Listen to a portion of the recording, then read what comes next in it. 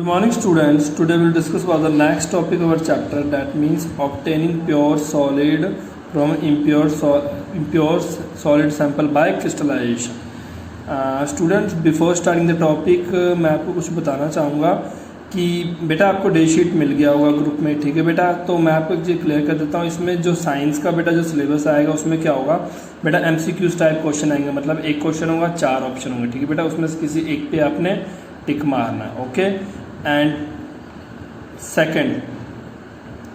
Second देखो बेटा कि आपको आएगा 1 वर्ड आंसर, मतलब एक क्वेश्चन दिया होगा उसका आपने एक ही वर्ड में आंसर देना है, ठीक है बेटा। 1 वर्ड मतलब 1 वर्ड। किसी बच्चे ने बेटा उस क्वेश्चन का आंसर लाइन में नहीं देना है, लाइन में मतलब ये ना हो कि बेटा एक एक दो लाइन लिख के भेज दो। 1 वर्ड आंसर मतलब सिर्फ 1 वर्ड। जहाँ अगर कोई टीचर बोलता है 2 वर्ड में आंसर देना है, तभी आपने देखो बेटा 1 वर्ड आंसर मतलब होता है कि 1 या 2 वर्ड में उसका आंसर होना चाहिए, उससे ज़्यादा नहीं, ठीक है बेटा। सो आपका बेटा सिलेबस आपको बेटा थोड़ा आपको पता लग जाएगा, आपको हम ग्रुप में सेंड कर देंगे। इसके लिए बेटा आपने ये चैप्टर फर्स्ट और चैप्टर सेकंड मैंने जहाँ तक आपको सिलेबस में बताऊँगा वहाँ तक बेटा एक एक लाइन आपने रीड करना है, ठीक है बेटा। क्वेश्चंस इन बिटवीन चैप्टर्स में से मैंने डालने हैं, ठीक है बेटा।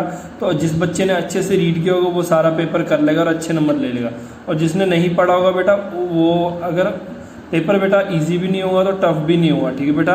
तो इसके लिए मैं आपको पहले ही क्लियर कर देता हूँ बेटा, अच्छे से आपने एक एक लाइन की तैयारी करनी है। अगर कहीं भी आपको प्रॉब्लम होता है तो बेटा वो मुझसे पूछो, ठीक है। Thank you. एंड सेकंड, अब आज हम अपना टॉपिक शुरू करते हैं। देखो सबसे पहले क्या करेंगे, प्योर सॉलिड को हम किससे अलग करेंगे, इम्प्योर सॉलिड से। किससे? क्रिस्टलाइजेशन क्या होता है सबसे पहले देखो।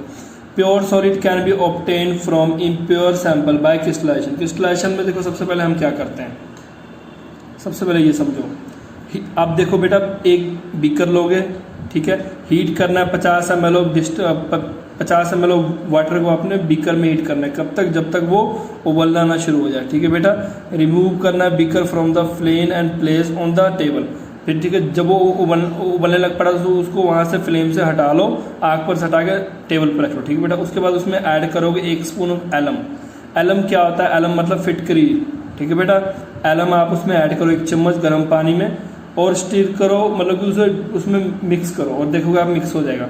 और keep dissolving alum into solution until no more alum can be dissolve, मतलब उसमें एलम तब तक बेटा आपने मिक्स करते रहना, चम्मच डालते रहना जब तक वो कौन सा सोल्यूशन ना बन जाए, सैचुरेटेड सोल्यूशन, मतलब उसके बाद एलम उसमें मिक्स ना हो तब तक आप मिक्स करो, ठीक है बेटा।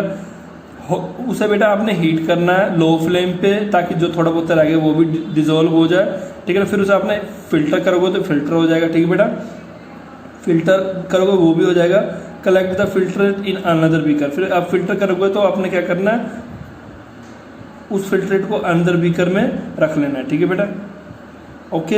Insoluble impurities are left behind the filter paper. Okay बेटा, आपके पास क्या हुआ कि जो आपके पास फिल्ट्रेट आया, ठीक है बेटा, मान लो ये फिल्ट्रेट आया, ठीक है बेटा, इसे धागे को अभी रहने दो, ये फिल्ट्रेट आई आपका प्योर। आपने क्या किया, सब कुछ डाला, मिक्स किया, लो फ्लेम पे डाल के हीट किया, उसमें थोड़ी बहुत अगर गंदगी उसे आपने फिल्टर से छान के अलग कर दिया, ठीक है बेटा।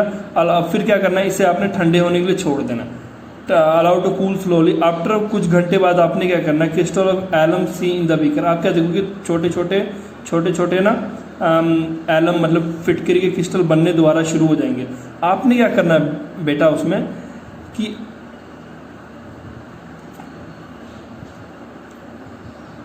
सी in the beaker, separate the crystal from the solution and dry them on filter paper.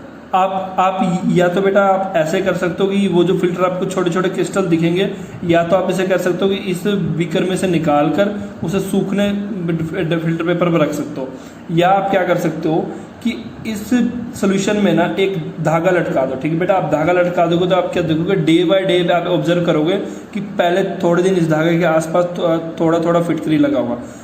Day by day क्या होगा कि फिटकरी की साइज ना इंक्रीज होता जाएगा, बड़ा ये बड़ा से बड़ा होता जाएगा, ठीक है बेटा। इसमें होगा क्या कि इसमें जितने भी फिटकरी होंगे ना इस सोल्यूशन के अंदर, वो धागे के आसपास डिपॉजिट मतलब जमा होना शुरू हो जाएगा, ठीक है बेटा। हाँ, इसका साइज, इसका शेप और इसका कलर डिपेंड करेगा कि आप कौन सा चीज़ यूज़ कर रहे हो, ठीक है बेटा। ये पता लग गया बेटा। प्योर, और इसमें आपने ऊपर पढ़ा था ना, प्योर को इम्प्योर से अलग करना है बेटा। जो फिल्टर आपने किया ना, जो फिल्ट्रेट निकला ना, ये जो गंदगी निकली बेटा ये इम्प्योर था, जो बेटा बाद में सोल्यूशन फिल्टर करने के बाद बचा ना वो था प्योर सोल्यूशन। ठीक है बेटा, अब देखो next, separation of soluble solid from solution bye evaporation. आपने क्या करना है, सॉल्युबल सॉलिड को सेपरेट करना है एवोपरेशन के साथ। बेटा इसका सबसे इजी नमक है, सबसे इजी एग्जांपल है नमक। समुद्र के पानी में से नमक निकालना, वो पता क्या करते हैं बेटा, खेत तैयार करते हैं, खेत में ना समुद्र का पानी को मशीन से डाल देते हैं और छोड़ देते हैं 2-3 महीने के लिए। तो धूप की रोशनी पड़ती रहती, उससे क्या होता है समुद्र का पानी भाप बन के ऊपर उड़ जाता है और नीचे क्या रह जाता है, एट लास्ट में महीने 2 महीने बाद सिर्फ नमक रह जाता है। ठीक है बेटा, इसका अगर आपने सिंपल करना है तो क्या कैसे करोगे, आप क्या करोगे, नमक को पानी में मिलाओगे। ठीक है बेटा, ऐसी एक सिरेमिक की प्लेट होती है, उससे बेटा साइंटिस्ट लैंग्वेज में बोलते हैं चाइना डिश। आप उस नमक के पानी को ना इस सिरेमिक प्लेट में डालोगे। ठीक है बेटा, सिरेमिक प्लेट में डाल के नीचे से हीट करना शुरू करो।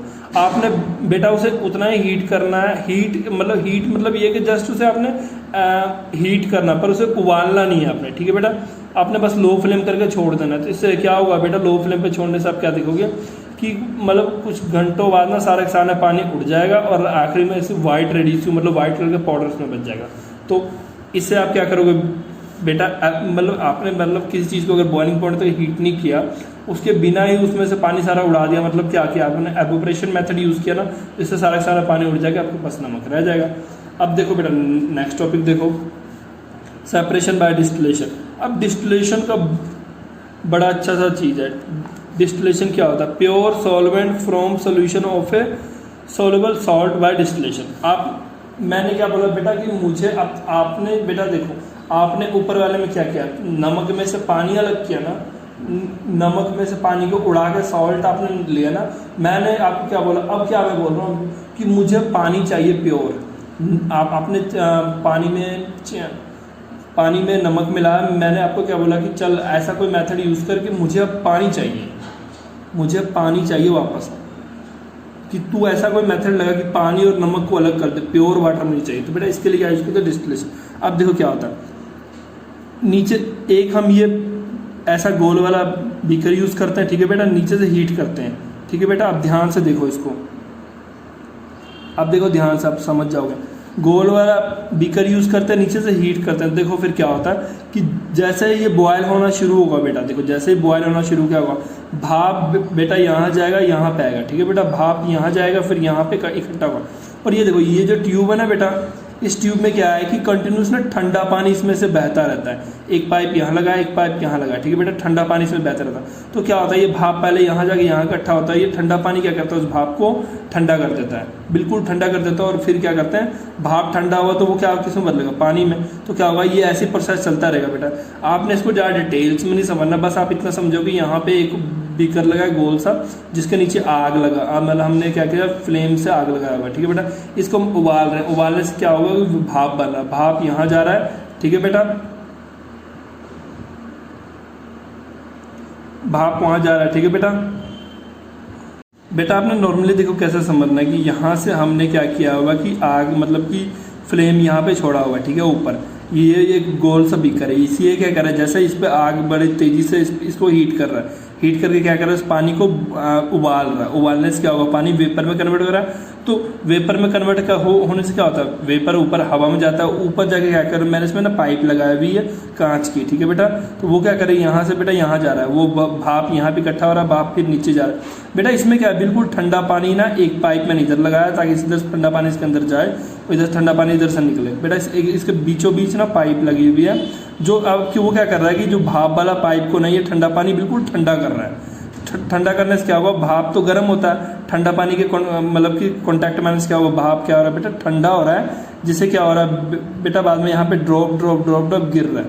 ठीक है बेटा, आपने ना कई बार इसका एग्जांपल के लिए मैं आपको ऐसे समझाता हूँ कि आप देखना कभी भी ना जब भी कुकर सीटी मारेगा ना, आपने बेटा हाथ नहीं रखना ऊपर में, पहले मेरी बात क्लियर सुन लो। आप ना कोई बड़ा सा कोई डंडा लेना और दूर से ही ना जब कुकर सीटी मारे ना उसके ऊपर वो डंडा डालना। ठीक है बेटा, चल बेटा रहने दो, ये आपके लिए थोड़ा हार्मफुल रहेगा।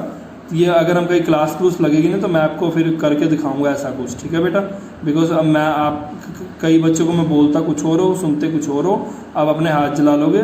ठीक है बेटा, सो मैं आपको खुद करके दिखाऊंगा। ठीक है बेटा। उससे क्या होता है, आप बस इतना समझ लो कि अगर कोई भाप को, अगर हम कोई भी भाप है, ठीक है बेटा, अगर उस भाप को बेटा,